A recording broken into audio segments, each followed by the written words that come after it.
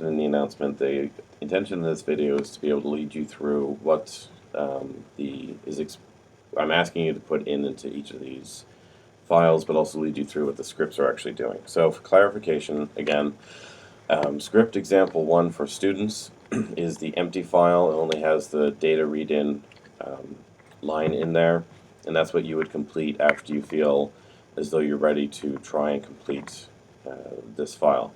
One thing I definitely want to mention is I absolutely loved the discussion that happened last night with and the questions that were going on. It was great to see the level of enthusiasm and interest in this. It is a bit tricky sometimes determining whether or not you should make a video like this before or after the course, and I'm quite happy that we did it this way. So I can see that there is the need for it to be able to get you through. So that you know, so script example 1 for students is the one that you're going to complete. Script example 1 is the solution set. And that's what I'm going to lead you through first, and then we can, if you have any other questions, email me or call my office. Email is going to be better. I'll be able to get back to you even if I'm in the lab or somewhere else. So let's go straight into it. If something in R has a hashtag in front of it, and I'm old enough to remember when this was just a number sign, if it has a hashtag in front of it, it is a comment. R will not recognize it as anything other than a comment. So we can see this down here in the console. If I say X is 5, it now assigns it as X. Now if I hash something out and say that Y is 6, and I try and say what Y is, it doesn't know what Y is, because if we look over here in the environment, Y is not here because we commented it out. So it's good to be able to define out and tell the user what is going on. So this is usually where you put your header in. You put your name and your affiliation in to take credit for the code, and then you basically give a synopsis of what it's trying to do. This header is not complete, but it's just an example. So that's what these hashtags mean. It's just saying that that's a comment, and R won't recognize it as anything other than a comment. So the first step that we want to do is we want to bring data in so that we can now start building out the rest of what the code is trying to do. So data_1 is equal to, or is being assigned, something that's read from a CSV. So you want to read a CSV file that is Hornick et al. 1971 human1.csv. The .csv has to be there, or else R won't recognize this as a .csv file. And because it's a string, it has to be in quotes. Again, always use double quotes just for safety's sake, because some of these packages are quite old. The comma separates the next command that's going to go into this function itself, and it's saying that there's going to be a header to the data. So first what I'm going to do is I'm going to set my working directory to the source file location so that I can actually grab the data that's in there. So what we'll see is once I do that, it prints down here set working directory and then my working directory to get to the file itself, or the folder location itself. Now if what I want to do, I can highlight this and I can run just this one selection. So just run the current line. I run that and no errors come out, meaning that it was able to find the file, it was able to read it in, and now if I put in data_1, I can see it there. Now if you have a lot of data, it's going to fill up your console and it's going to be hard to see what's happening. So you want to check to make sure that your headers came in, you want to check to make sure that all the values that you're expecting have come in, and that what's supposed to be a number is a number, and it's something that can be recognized by R. If you have a lot of data though, capital V view, and then whatever the data frame, vector, or matrix it is that you want to look at in parentheses will open up a new window here that's going to be easier for you to scroll through. So if I had 100 or 10,000 or a million data points in here, I can now actually just scroll up and down as though you would in any other window to be able to see if everything loaded in properly, and that's something that you're going to be able to use. Check again to see that the headers are actually in there, and you're going to have to be case specific. So if it's uppercase P, you always have to use the uppercase. It won't be able to parse that out unless you do that. So That view command will work even in just the R base GUI, and in RStudio that's how it pops up here as well. So that's reading the data in. I'm sorry if I'm coughing a little bit, and I can't find a pause button on this screen capture QuickTime thing, so bear with me on that. So first step is we want to simulate a dose set with the same number of doses in the Hornick data. So what we're saying is we want to get the same number of doses, and we want to simulate something that's going to be similar to the doses that are in that data. So what I'm doing here is I'm saying that some vector is going to be filled with the simulated data. D range could be named anything else. You can name it whatever you want. You can name it X or anything else, but dose range is telling me that there's a range of doses that I'm simulating. So the reason that you're going to see this parsing or this syntax here is very specific. RUnif is a random uniform distribution. So if I do help RUnif, I see what it's going to be expecting. So I look down here, random or RUnif, and I can come down and see what it's going to be expecting coming through. You can go through the rest of the help file, and you're going to be able to say DUnif is giving me the density, RUnif is going to give me random variates off of the uniform distribution. A uniform distribution would be preferred for something like this because you are assigning equal probabilities essentially to an occurrence happening. So if I set my seed and I say that X is a random uniform distribution, I want to make 10 values, and I want to say that the minimum is 2 and the maximum is 10. It'll give me 10 values. If I look at what X looks like, it'll give me 10 values that are between 2 and 10. But they all have equal probabilities of occurring in their output. So I can make a histogram of that and see what it looks like. And so there's higher frequency of specific sets of values, but the idea of the uniform distribution is that you're not assigning any additional complexity to, the model itself. It's just a uniform distribution of events that can happen. So I'm saying that it's a random uniform variates that come out of it. Length data 1 dose. So remember, data 1 is the data that we brought in, and if we look at what length is doing, make sure I spelled it right. So if we do length data 1, it's going to tell me that it's 4. Now, that's because we're saying that for the entire data set in data 1, what's the length of it? And so it's going to give me all the rows. There are 4 columns. There are 4 columns in the data_1 data file, or variable that got brought into R. But we want to know how many dose values there are in this. So we need to be specific about that. So data1 $dose will say, look at just the dose column in the data1 file. That's telling me that there are 7 rows or 7 dose values within the data1 data set that we have brought in. So if we look back at the syntax of what the random uniform is doing, is it's saying I want 10 random variates between 2 and 10. So I want 7 random variates because the length of the dose column, or the number of rows in the dose column, is 7.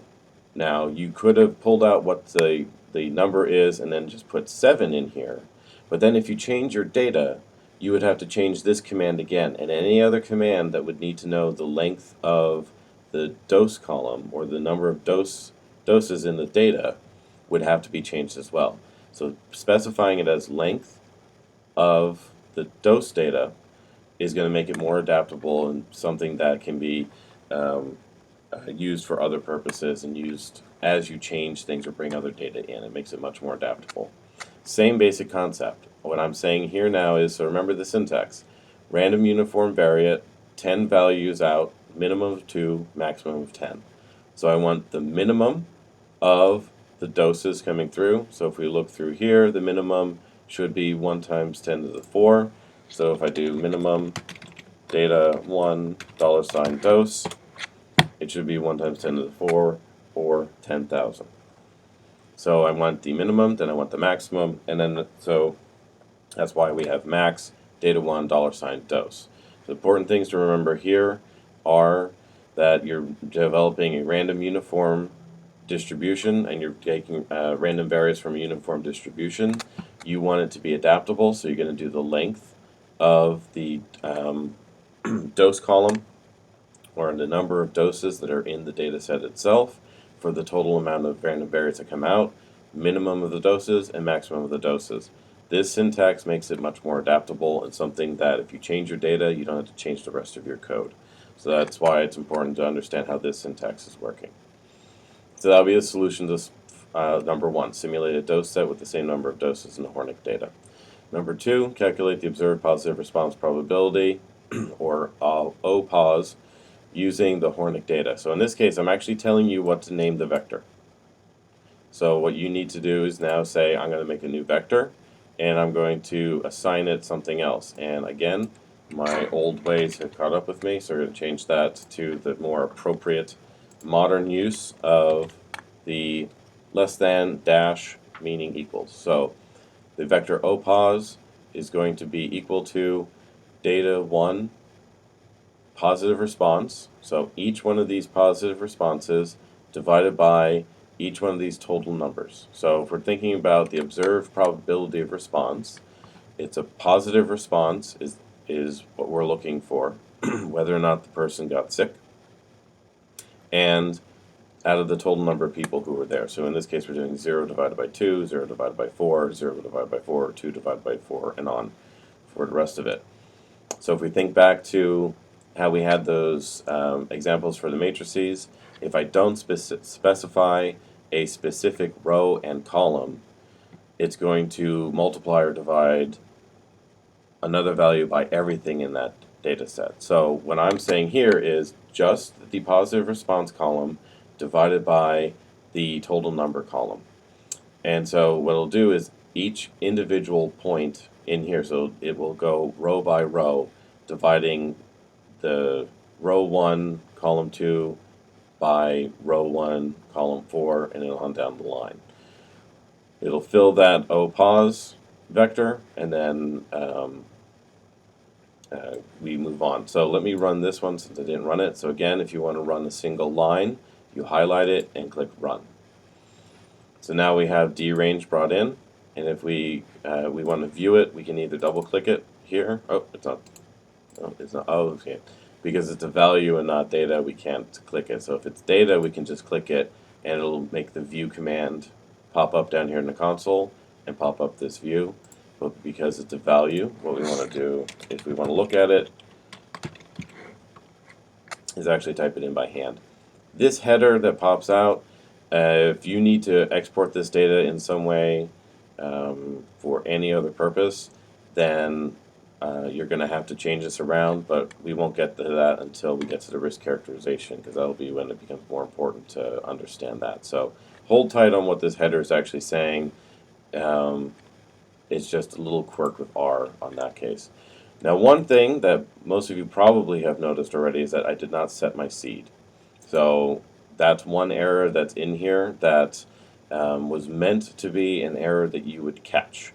But since I'm doing this video, I will help you catch it. So set.seed, and since we're using RStudio, it says, oh, I think you're trying to set a seed. So you put that in, and then you can put in whatever number you want. So I'll put in just some random value.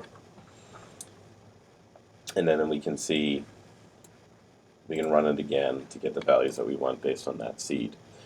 We're not doing any kind of random sampling here, so we don't have to reset a seed or do anything like that. So we'll run this, and what we'll see is that it is now giving me probabilities of some response. So if we look back to what that data actually looks like, so if we do data 1, we should be seeing 50% probabilities of response for anything other than a 0 here, because we have 2 and a 4, a 1 and a 2, and a 1 and a 2. And so that's what we're seeing, 0, 0, 0, 0.5, 0.5, 0, 0.5. So we're seeing something that actually makes sense. Now, if you're having a lot of data, you can't go through row by row like that. So what you'll do to verify what your code is doing is pick specific values and make sure that it's predicting what you're expecting it to predict or calculating what you expect it to calculate. But that's just a good check to have as you go through this kind of modeling. So, number 3, calculate your summary statistics. I'm telling you what to use. Summary, open close parenthesis, is a function specific to R that will take a summary of what is in your data. So, what we can do is we can break it out to make sure that we are getting exactly what we want. So we're saying that we want the summary statistics, a plot, and a histogram in a single window for data 1, doses, D range, and O pause. So data 1 doses means that we just want the doses column, summary, plot, and histogram, and D range and O pause are single vectors, so we don't have to try and parse anything out by way of that data. So we'll say summary, data 1, $ doses. $ again, remember, is defining the dose column within the data 1 data. The semicolon here is saying this has been a command. A new command is about to start within this same line. Put the space in just so people can read it easier. Summary, D range. Again, we don't have to specify any part of this vector. We want to take the summary of the whole vector. Then we have another semicolon that says this function is now done. I'm done putting anything into this function here. New command on the same line, summary, O pause. What that's going to do is it's going to give us a set of summaries. So we'll highlight it, we'll click run to get out what we want. So it is a little messy, but remember, you just read it from left to right, top to bottom. So you started here as summary data 1 dose. So this would be the summary of data 1 dose. So it's a minimum, maximum, first quartile, median, mean, and third quartile. Pull out the values that you're interested in, but in this case, you just want to be able to show that you have the summaries getting popped out. If you get errors in here, it's probably because you have misspelled something, or a vector was not built, or you deleted it along the way somehow, but that's typically where you run into it, is usually spelling errors in something like this. So now the next part of it, we want to make a plot and a histogram in a single window for each of these. So we want to make a new device window. So X11 will work on Windows, Macs, and Linux. In some cases, Mac users, you may need to install your X11 device. If you run into that, where it's giving you an error that your X11 device or your X11 server is not installed properly, let me know and we can walk through that next week to be able to make sure that you have that. If Mac users only, if X11 is not working for you and you can't install it on your own, use Quartz. In a Mac, because I'm using a Mac right now, if I do Quartz, open close parenthesis, it opens up a device window exactly the same as an X11 would do. X11, and there we go. So you see how that works? Let me find what I want. There we go. So Quartz and X11 are doing the same thing in Mac. Windows users, this is one of the times that you win. X11, I have never seen not work on Windows. If that is the case where you do run into that, your special command for Windows is Windows. Oops. No, not Windows. Sorry. Oh, they must have removed it. Well, sorry, PC users, they're assuming that you have X11 working. But again, I've never run into it where X11 doesn't work on a Windows machine. Oh, it's not working because I'm not running a Windows machine. That makes sense. Sorry. So X11 will open up a new device window. And remember, I'm now going to parameterize this X11 window by saying I'm going to want 3 rows for plots and 2 columns for plots. So remember, we have 3 different data type or data sets that we want to make a plot and a histogram for. So if we line them out where we have plot the dose, give me a histogram of the dose, plot the range, give me a histogram of the range, plot the positive, OPOS, give me a histogram of the positives. Remember how that's filling out. We are going from left to right, top to bottom. So it'll be the same, it'll be a plot of the dose and a histogram of the dose right next to each other so you can make comparisons. So remember, so this is what this is doing. There's a review. Open up a new X11 device window to put a plot into it. Reparameterize that device window to be able to have 3 rows and 2 columns, and then start filling the rows and columns here. Again, semicolon is just saying I made an X11 command, that command is over, new command on this line, and then on from there. It just makes things simpler. It makes it that you don't have so many lines of code that you're writing. So what we'll do is we'll open up the X11 and then make a parameterized, reparameterize the plot window, and then plot is for making a plot of the doses, histogram is hist, and then on for the rest of them. So we've already run the summary, let's run the X11 command and then the plotting, run that line, the X11 window will pop up, and then we'll be able to see, and hopefully it's not just capturing the one RStudio screen, but also the X11 here. So what we see is an index and then the doses, and then an index and then the D range, and an index and OPOS. And remember with the histogram it has more specific titling, so OPOS and frequency, D range and frequency, dose and frequency. As you can see, this is actually fairly small, so if one thing that you wanted to do is you wanted to change it so that you could actually see it a bit better, you could put in 600 by 400 for your X11 window and then run it, and now you have a much bigger image that just goes off the screen because I'm using a separate monitor, so the pixel sizes are different from a standard screen. So keeping it just as normal, we can plot that again, run, and now we have the graphics that we wanted to. So you're not going to have to do anything by way of saving that, so you can just exit out of that after you check to make sure it's actually plotting things and making histograms as you would expect. So now you want to save this plot as a PNG file. So remember, everything's getting saved to my current working directory. So I want to double check that it's going to go where I'm expecting it. Get WD, open close parentheses, tells me that I'm in my lecture 3 folder, which is where I want it to go. If you wanted to change your destination on the fly, you can do that. But let's first go through and talk about the syntax here. I'm going to make a new PNG image. I'm going to call it testplots.png. Now, the PNG command will not typically give you a problem if you don't define the size of the screen that you want to use. It'll just go to the default size screen like you saw when we ran this X11 command. So it's a fairly default size screen, and the resolution is usually pretty good when you're looking at that. We want the exact same plots, so all we're really doing is cutting out this X11 command. What would happen is you're opening a device window in which to make a plot.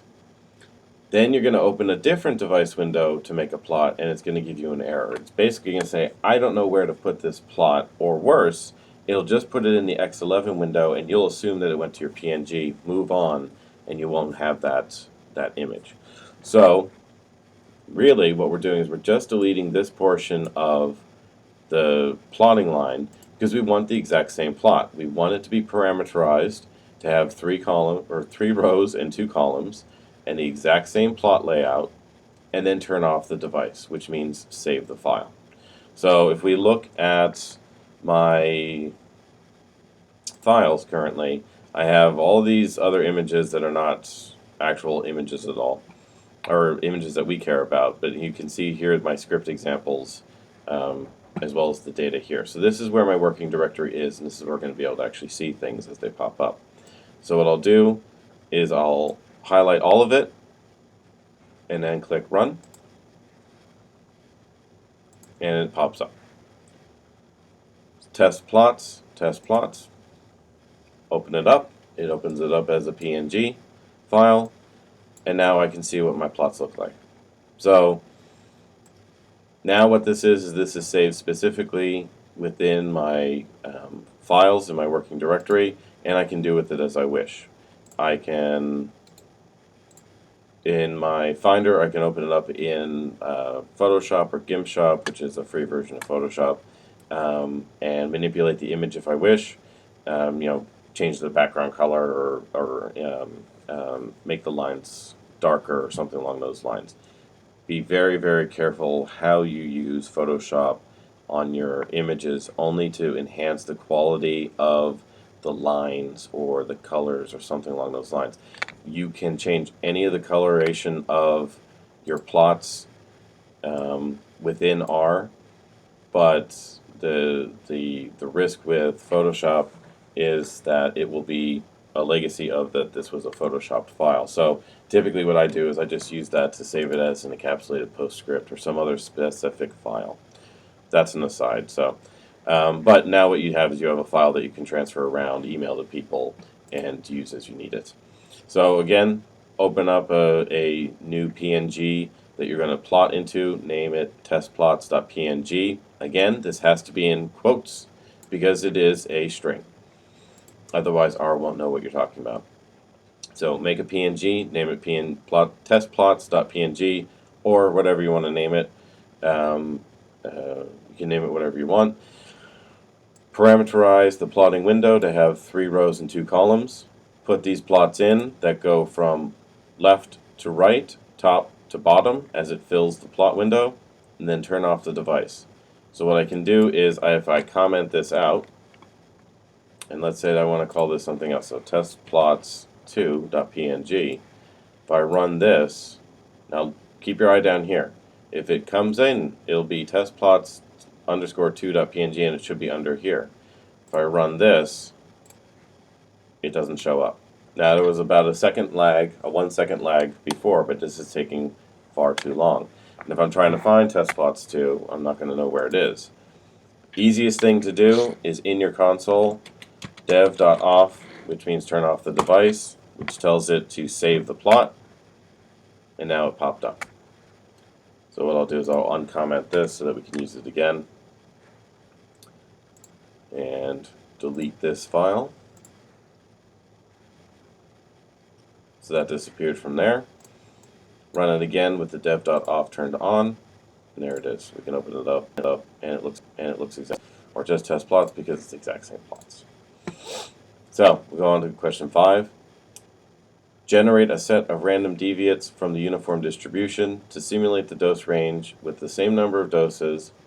Call it D range 2, and then model the likelihood of response if the exponential k is 5 times t times 10 to the negative 11. If we had gotten into the dose response section, then you would know what the exponential model is. The exponential model is just this: 1 minus e to the negative k times d. It looks weird typed out in R, just because that's how the syntax is. It's syntax rather than just an equation. So let's go through this. So what we want to do is we want to generate a set of random deviates, and at the same time that we're generating those random deviates, we want to model something. And I'm old school. I use loops for everything. There are ways of vectorizing your code, meaning that instead of using a loop, you use an embedded function. But for loops and if loops and things like that make it more tractable for old guys like me. Let's just put it that way. So that's how I have it in. So in here again, my legacy of equal sign has reared its ugly head again. So iterations, you can name it whatever you want, but that's the number of iterations that are going to occur. So I name it iterations or iter or something like that so I can keep track of it. So iterations is equal to the length of data underscore 1 $ dose. I won't reiterate what this is. If you want, go back, but hopefully you remember what the $ is doing there. I'm going to define PR as a matrix with the total number of rows being the number of iterations and 1 column. I know that PR, being the probability of my risk, is only going to have 1 value per dose. And so if I'm making it the number of iterations, the length or the total number of doses, I want it to be able to calculate a risk for each one of those doses. So I'm going to say that the total number of rows is the total number of iterations, because I had the total number of iterations based on the total number of doses. And then one column, because there's only going to be one risk value for each dose. Now what I'm going to do is I'm going to say D range 2, because I already have a D range, and I want to name it something else. And I'm going to say the D range 2 is a matrix of total number of iterations, or the total number of doses, and one column.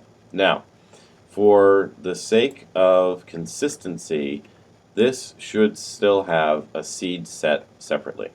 I've already set my seed. I set my seed up here as 34.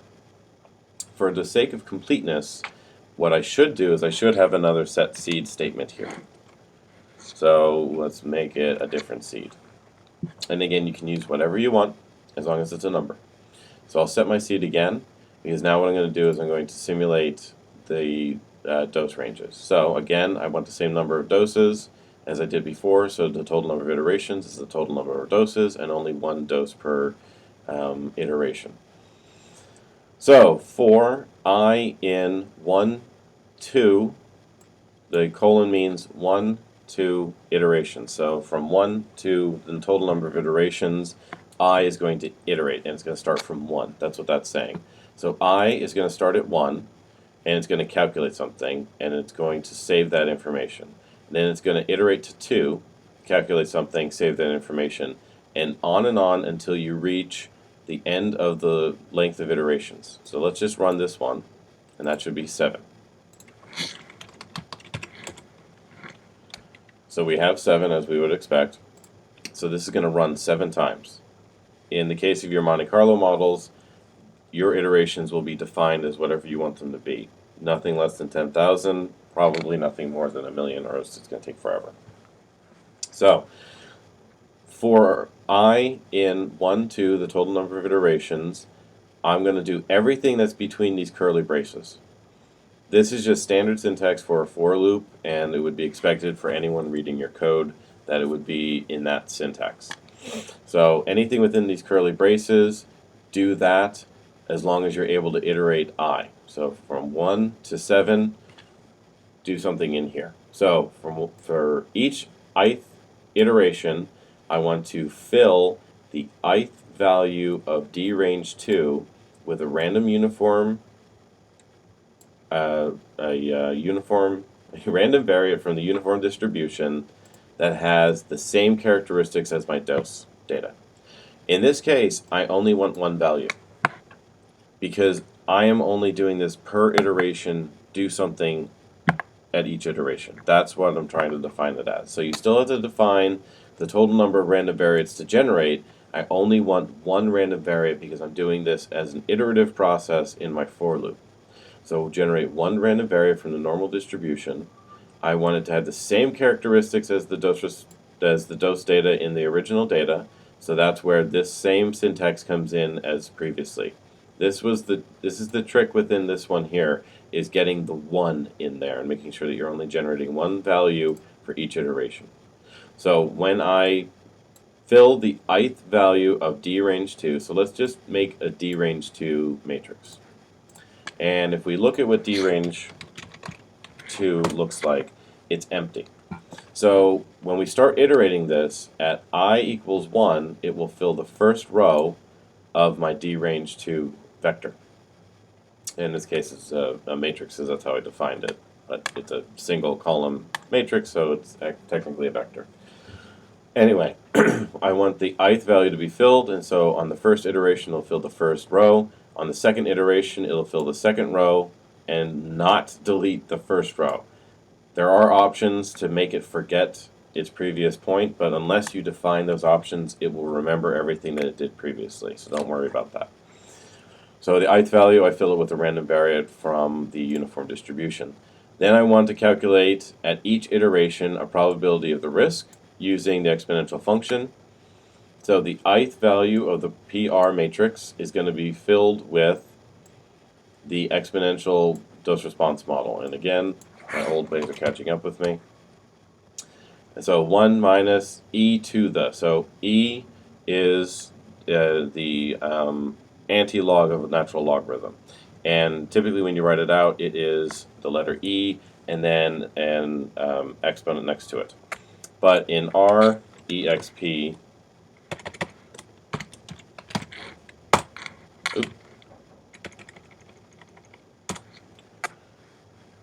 EXP is the statement to be able to take the exponential of a number or a function or something else. So 1 minus e to the negative k, because I said that the k was going to be 1 times 5 to the negative, or 5 times 10 to the negative 11. So 1 minus k times the dose. I'm simulating the dose out, and so I want the ith value of the dose to calculate the ith value of the risk. So if we make this matrix real quick, again we're going to see the same thing. The PR matrix is going to be empty, and so at our iteration 1, it's going to take the ith value, so at iteration 1 it'll take the first row of the dose, calculate the risk, and fill it in here. Second iteration, it'll take the second value of dose and fill it in here. So obviously if I had these lines reversed, where this line came before D range 2, R would tell me, I don't know what D range 2 is, error out, and stop running the process. So you have to remember that whichever function or other variable or vector that you're going to be filling, if it's dependent on something else, that thing that it's dependent on has to come before it. So this probability of risk is dependent on our D range 2 ith value, and so the D range 2 ith value has to be filled before we fill the probability of risk. So if we run this entire loop, and we have to run it from the end hashtag to the very beginning of the statement itself, look down here in our console, we didn't get any errors. We can look and see what D range 2 is, and it filled properly. And then we want to see what our probability of risk is, and it filled properly. So if we think about it, we're talking about something that is really quite infectious, and we're talking about humongous doses in this case, so our risks should be really quite high. So that does make sense. So now what we want to do is move on. Save a plot and histogram in this order: D range 2 to PR, PR, and D range 2. Thus, one plot image with one plot and 3 histograms. Have this, sorry about my errors. Have this saved as a JPEG file in your working directory with a height of 400 pixels and a width of 400 pixels. So I have not, height of 400 pixels and a width of 600 pixels. Sorry. So what I want to do is I want to do the same function call that I came up here. So in this case I want a PNG up here. Down here I want a JPEG. So I want to make a JPEG. I want to call it testjpeg.jpg. I want to make it 600 pixels wide and 400 pixel width high. So remember, X, Y, or row, column is how this syntax is going. I want to parameterize it. I want 1 row and 3 columns because I want to be able to compare things. Because I'm going to have 1 plot and then 3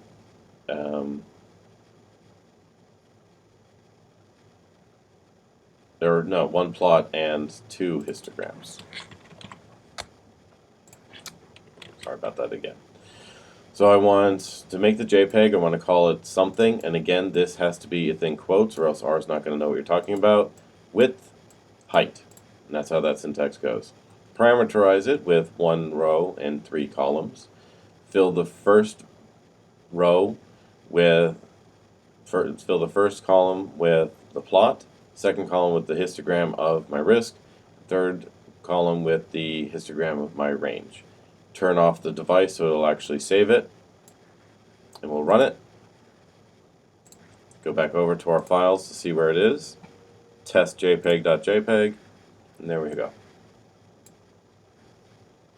So once we get in a little bit more detail about the more nuanced pieces of R, we'll be able to see how we can change the X and Y axis labels, the plot title, the color and size of the plotting images themselves, but we're not there right now. So now what we want to do is we want to start changing around some of the other parameters. So what we're doing is we're trying to amplify our axis labels. So this isn't a task within the actual script itself. So we look back at the script example. All we're being asked to is generate these plots that that we're being asked for. But if we look back at this particular plot, these axes titles are very, very difficult to read. So what we're doing in this step is just an example of the other parameters that you can put into your plotting parameterization. So test JPEG _2.jpg is what I'm going to call this next JPEG. I again want it to be 600 wide by 400 high. Now I'm going to parameterize it with the same number of rows and columns. 1 row, 3 columns. This is an amplifier. Please do not ask me why it's named CEX. I really don't know why. But it's an amplifier of where you're starting from. So you're setting it as a datum or a base level of, now you're going to multiply the label characters by this. So it is a value of 1. So we're saying that it's starting at 1. And we're going to amplify the label size. So if we look back here, we're going to amplify the label size. The label is this piece right here. This is the actual title, it's these pieces here, sorry. So the labels are the values that are on the axis itself. So we want to amplify them so they're easier to see by a factor of 1.3 from our baseline. We're going to change our axis amplification by 1.2. And I'm sorry, I got that a little mixed up. So cex.lab is the label. cex.axis is the axis. So the label is going to be increased by a factor of 1.3 from the datum, and the axis is going to be increased by a factor of 1.2 from the datum. I'm now going to also change the amplification of my main. My main is my main title. So I'm going to change that amplification by a factor of 1 from the datum, 1.1 from the datum. You only want to do little incremental changes because the amplification can be quite large on a histogram or on a JPEG. So in this case, I also missed a bit of syntax. So what we're showing here is we're plotting our D range 2 to our probability of risk, so dose to risk. Our main title is risk plot. So we look back here, main title here is risk plot. We want to label our x-axis label as dose. Remember, these are strings, so we have to make sure that they're in quotes. So our x label is going to be dose, and then our y label is going to be risk of illness. So x lab is x label, y lab is y label. All of them are going to be strings, and so you put them in there. You can put special characters like Greek symbols in. We will get to that as we go farther on into the class. For right now, everything's just going to be a string as we title it. The histogram, I'm going to make a histogram of my probability of risk. I'm going to title it risk of illness rather than whatever it would not name itself, and then put as the x label risk. So our risk is down here on the x-axis, and the number of times that we encountered that risk is on our y-axis. Same thing for the histogram for the D range 2. Simulated doses is going to be the main title here, and dose is going to be the x-axis label there. So what we should see when we run all of this, test jpeg2.jpg popping up, and then let's compare it to test JPEG, the original one. So as we can see, we increased the overall size of the main titles. They're easier to read. We've increased our Y labels and our X labels. They're much easier to read. And we've increased our X-axis value numbers, so they're easier to read. So comparing these two together, we're able to actually read this a lot better than the one on the right. That's what we're doing on that extra parameterization there. If you are interested in doing that for any of your other plots, you can probably just cut and paste this and use it no matter what. You can play around with it as well. So you boost this up to, let's boost this up to 2 and run it again. If we open this again, now we see oversized titles. So you see how that works? So let's put this back to 1.1. I close that window so we're fine. So if I try and run this, it'll work.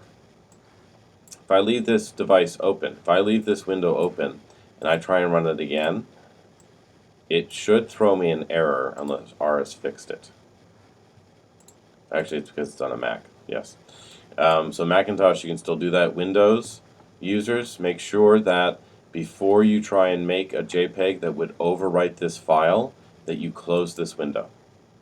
Otherwise, what's going to happen is R is probably going to give you an error because Windows file systems won't allow for live updating of a file that is already open.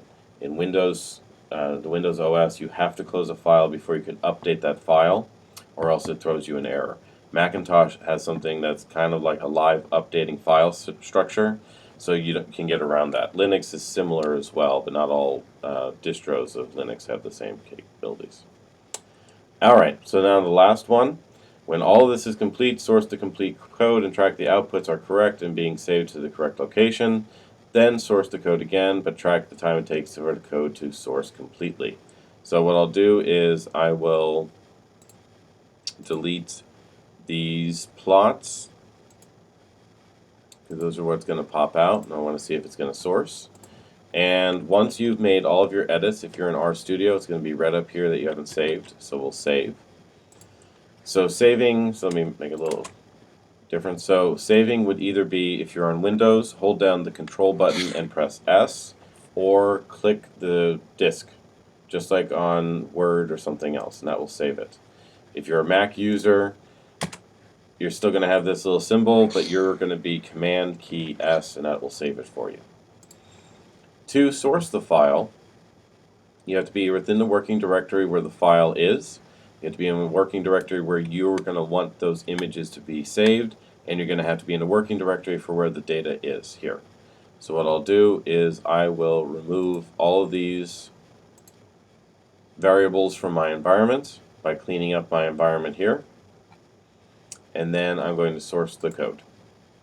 What sourcing the code does is it runs everything line by line all the way through. So it will read from here and on.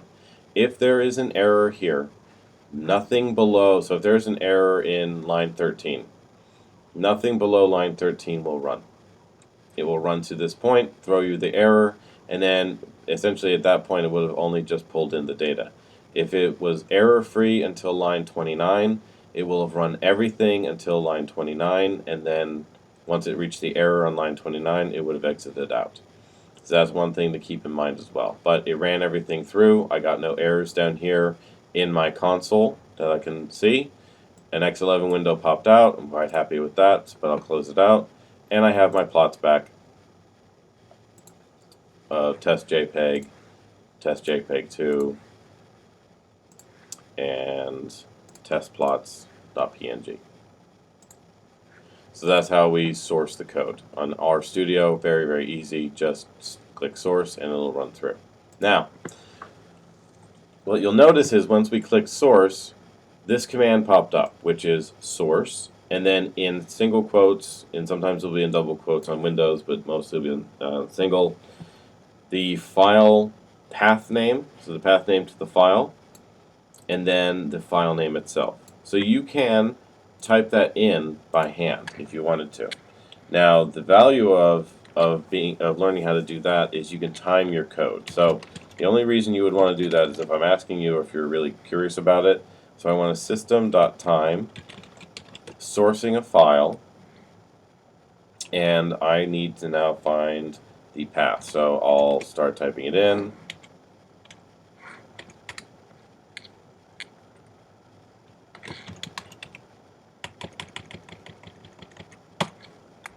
Actually, instead of typing it in, I'm just going to copy it from here.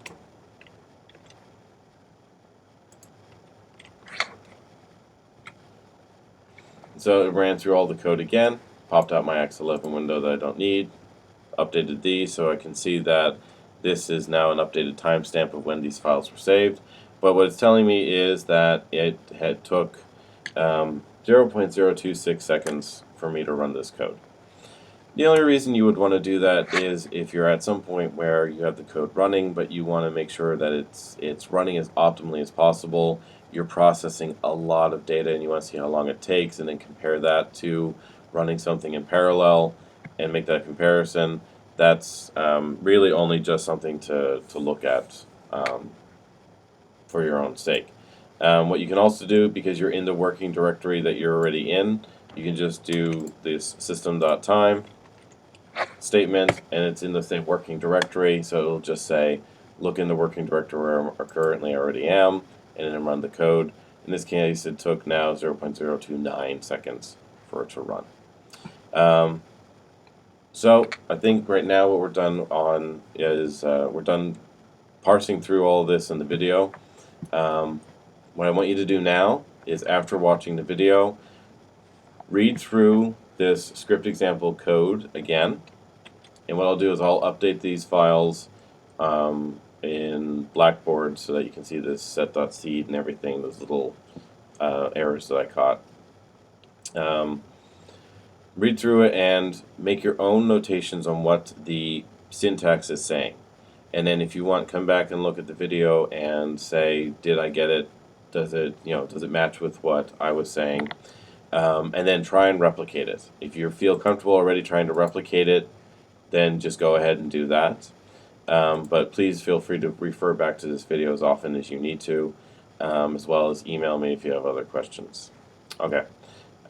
So with that, just a reminder, the hazard ID memo is not going to be due this coming week, so that everyone can focus on this R stuff. Okay?